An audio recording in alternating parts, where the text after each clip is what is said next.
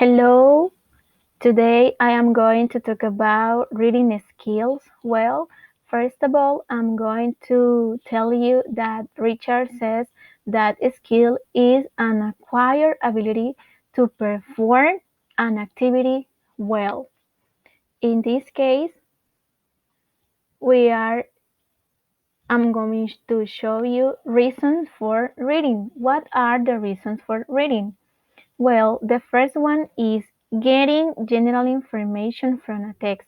It in this case, if we want to know, for example, vocabulary, verbs, adjectives, that kind of reading, getting general information.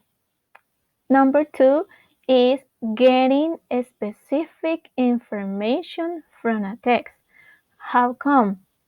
In this step, when we are reading, we can observe the main point of the main idea. What was the writer said in the reading? And number three, for pleasure or for interest. In this case, we can read a newspaper just for pleasure. We can read a book that we like just for pleasure, or read a magazine for interest. It says changes in the concept on reading skill. Well, number one says being exposed to the variety of styles. As we know, in the traditional school, the teacher stand up in front of the students, and the teacher begins reading. For example, Pedro lives. Pedro gets up early in the morning. He is going to the shop. He is going to the library. He is going to do this. He is going to do that. So in this case, it says that the same structure are repeated several times. As we can see, the present continuous is repeating at the same time at several times, and also the whole text feel awkward and inauthentic. And for that reason, there is no real interaction take place between the writer and reader and reader. So no real message is being communicated. Sorry. And also we can see the text as object. How come? Traditionally, the reader was seen as the recipient or as an empty vessel who brought nothing to the text. How come? As we know, in the traditional, the teacher just read and read, and the teacher just put the information into the student, and the student don't do anything.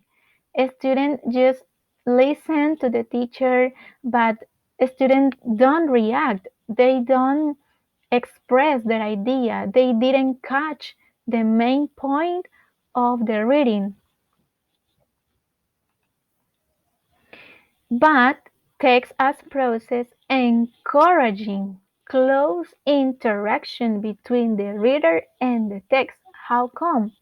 The students are involved with the reading, while students are involved in the reading while the teacher is asking questions, and students are answering them. They participate in discuss class discussion and so on. We have also types of reading skill. R suggests efficient reading can select significant features of a text and skim the rest. So a good reader, it's that person that selects the significant feature, the significant characteristic of the text, and the rest just put away. Ski emphasized the importance of being engaged in extensive reading experience for the learners to become skillful readers. So in this case, it is very important that if you and I uh, we want to become a good reader, is it a must that we need to read a lot. And also, the reader can also encourage to dialogue by expecting questions to be answered, reflecting on expectation. As I said before, the readers uh, answer question, discuss the reading, and so on. And a skilled reader can scan to locate specific information in a text and skim to extract general information from it.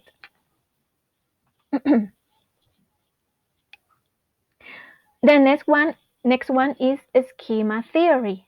It says that Bartlett explained how the knowledge that we have about the world is organized into interrelated patterns based on our previous knowledge and experiences. How come? As we know, we have our experience reading knowledge and the new. So when we have the previous and the new one, we can read and at the same time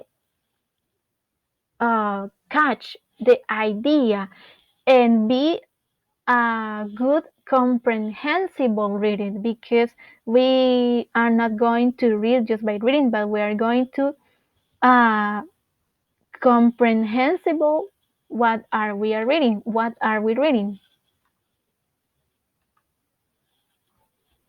Efficient reader, it says that use what are called top down and top up strategy. The top up, it says that try to decode each individual letter and counter it by matching it to the minimal unit of meaning in the sound system or the phonema. And top-down approach is the interaction process between the reader and the text involved with the reader in acting knowledge of the word, past experience, expectation, and institutions to arrive at a meaning of the text. And the teacher provides students a purpose for reading by supplying materials that stimulate interest and do not have an over-familiar content. And the teacher also getting feedback on a private process, and the teacher also encouraging students to read quickly. And in classroom practice and procedure, R.B. White says to put the skill into a classroom content and to see somewhat its possible relationship with other language skill. It is very important to put the skill, but in this case, the reading skill into the class. As I said before, it is very important that students comprehend the students understand what are they reading. That's the main point.